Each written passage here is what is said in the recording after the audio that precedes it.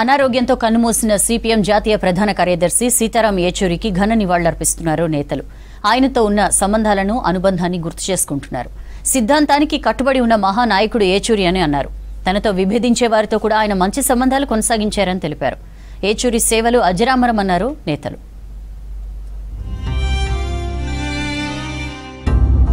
సీతారాం యేచూరి మృతదేహానికి రాజకీయాలకు అతీతంగా ఘన నివాళులర్పించారు ప్రముఖులు. యేచూరి మృతదేహానికి నివాళులర్పించిన బీజేపీ జాతీయ అధ్యక్షులు నడ్డా యేచూరి లేని లోటు వామపక్ష ఉద్యమానికి పెద్ద దెబ్బ అన్నారు. కుటుంబ సభ్యులకు ప్రగాఢ సానుభూతి తెలియజేస్తున్నామన్నారు.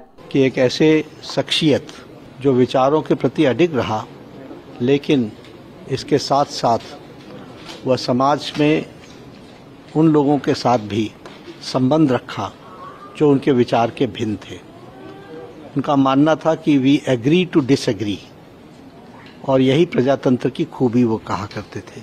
ईश्वर उनको अपने चरणों में स्थान दे और उनके परिवार के सभी सदस्यों को इस दुख को सहने की ताकत दे. సీతారాం యేచూరితో ఉన్న అనుబంధాన్ని గుర్తు చేసుకున్నారు కేరళ సీఎం పినరయి విజయన్. జాతీయ ప్రధాన కార్యదర్శిని కోల్పోవడం ఉద్యమాలకు తీరని లోటని చెప్పారు. సీతారాం యేచూరితో కలిసి ఎన్నో పోరాటాల్లో పాల్గొన్నానన్నారు ఏపీ సీఎం చంద్రబాబు. ఒక సాధారణ కుటుంబంలో పుట్టిన అసాధారణ వ్యక్తిగా యేచూరి మారారని చెప్పారు. ఢిల్లీలో యేచూరి పార్థివ దేహానికి నివాళులర్పించారు. యేచూరి కుటుంబ సభ్యుల్ని ఓదార్చారు చంద్రబాబు.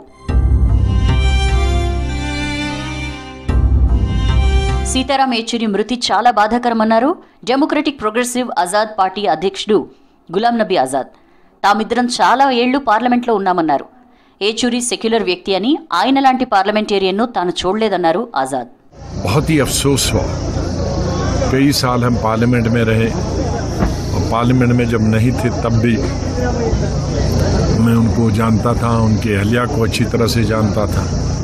बहुत ही सेकुलर आदमी और बहुत ही, मैं उनको कहूँगा कि पार्लियामेंटेरियन उसका जैसा मैंने पार्लियामेंटेरियन देखा नहीं, और दिल से आवाज़ निकलती थी.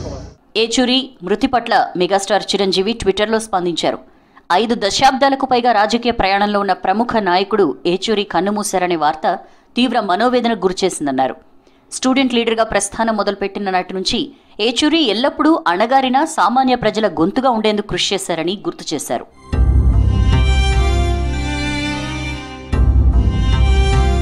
అనారోగ్యంతో కన్నుమూసిన సీతారాం యేచూరి భౌతిక కాయాన్ని ఎయిమ్స్ నుంచి జవహర్లాల్ నెహ్రూ యూనివర్సిటీకి తరలించారు పార్టీ నేతలు. ఇక్కడే విద్యార్థులు, ప్రొఫెసర్లు, రాజకీయ ప్రముఖులు నివాళి అర్పించారు.